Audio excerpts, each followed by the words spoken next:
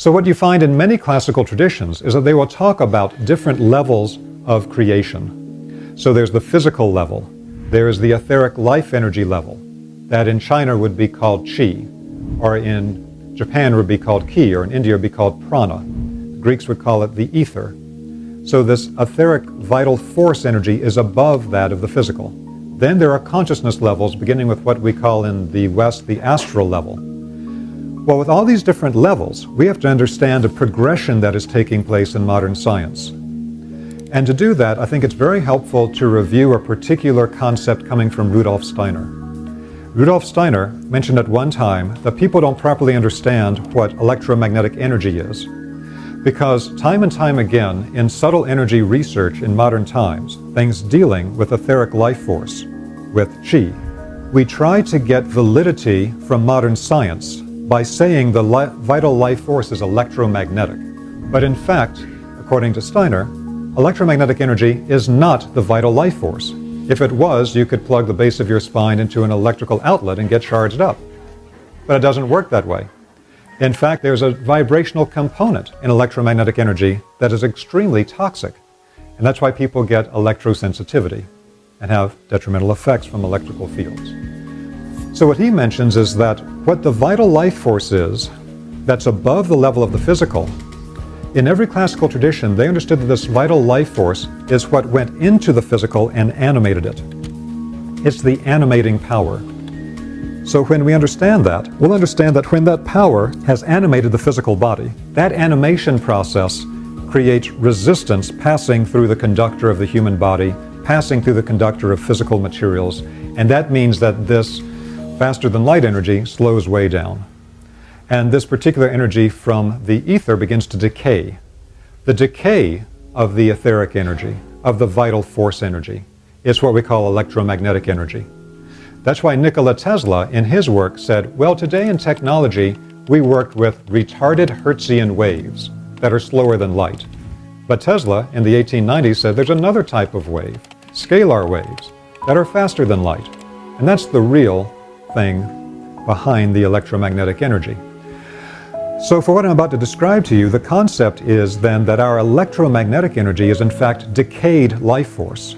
It's the decayed vital energy that animates living beings, but it became a shadow substance in electromagnetic energy.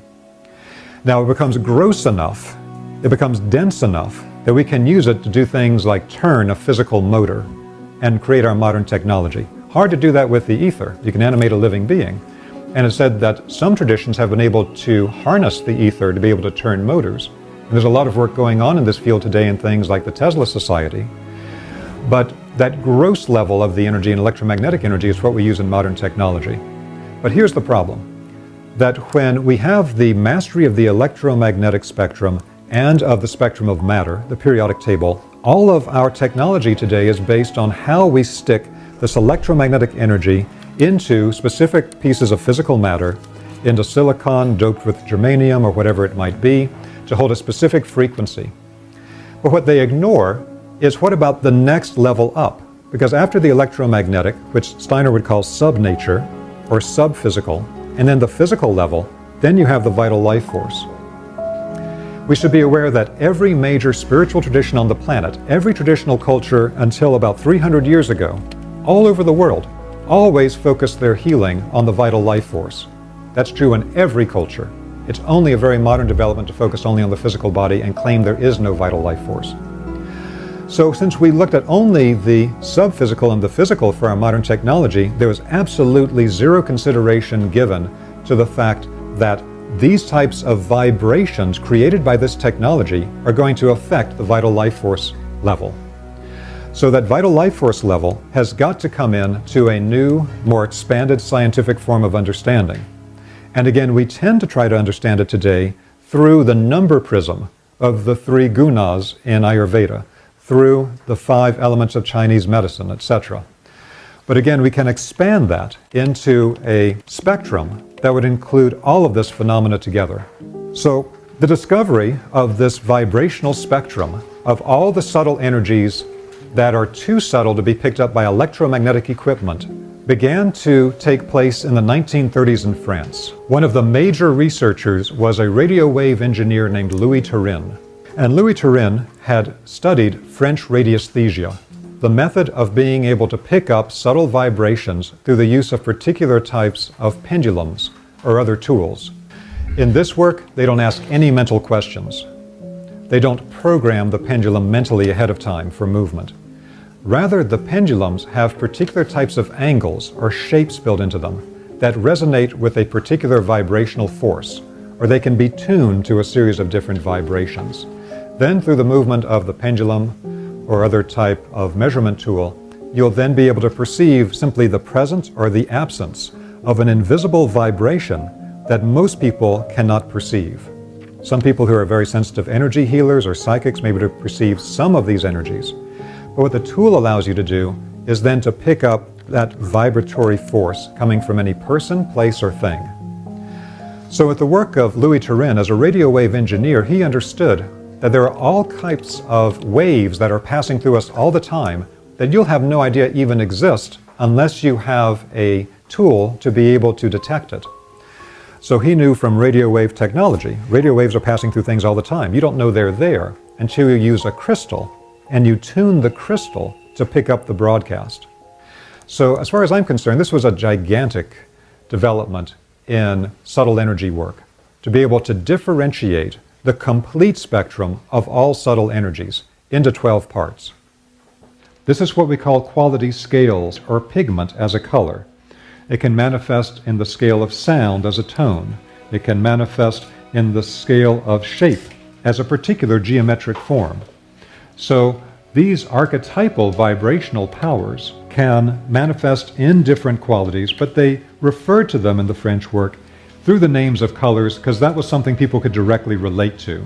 So here, by testing the vibrations within the system, they could test water quality, for example, and the different bands of vibration that they had in their vibrational spectrum that they identified would allow them to find out if it contained various types of harmful pathogens or if it was drinkable, and what type of pathogens there are.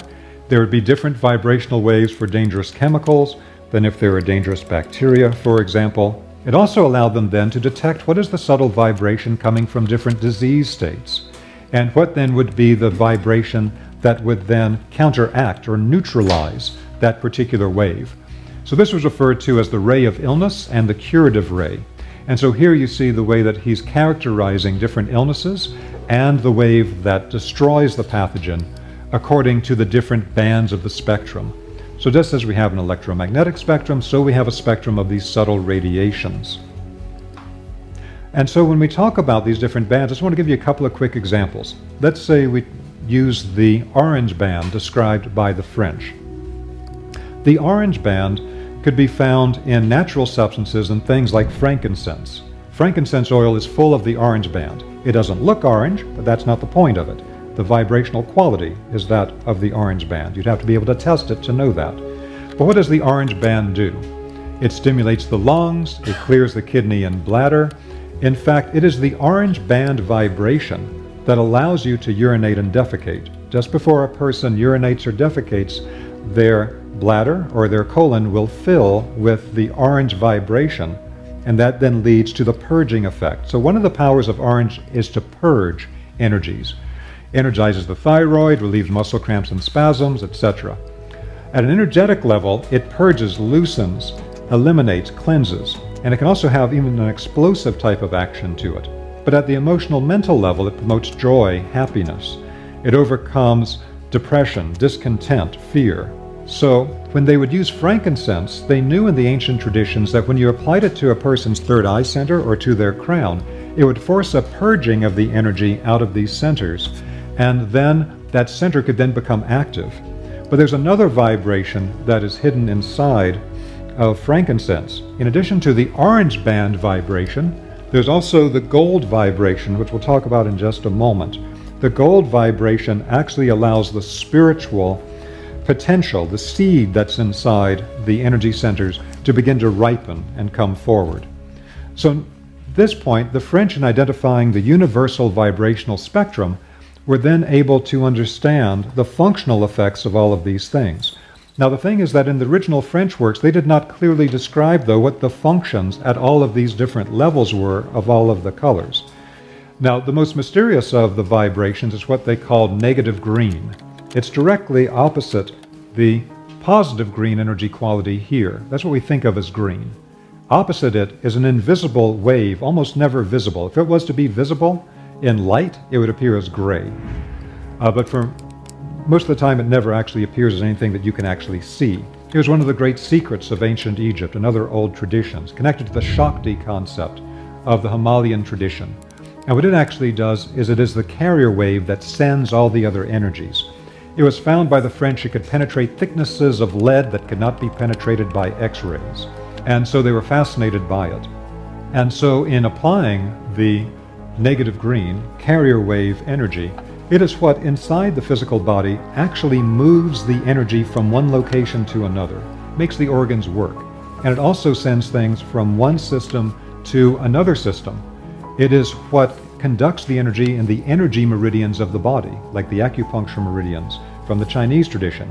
It is the foundation of sexual energy and vitality in the body.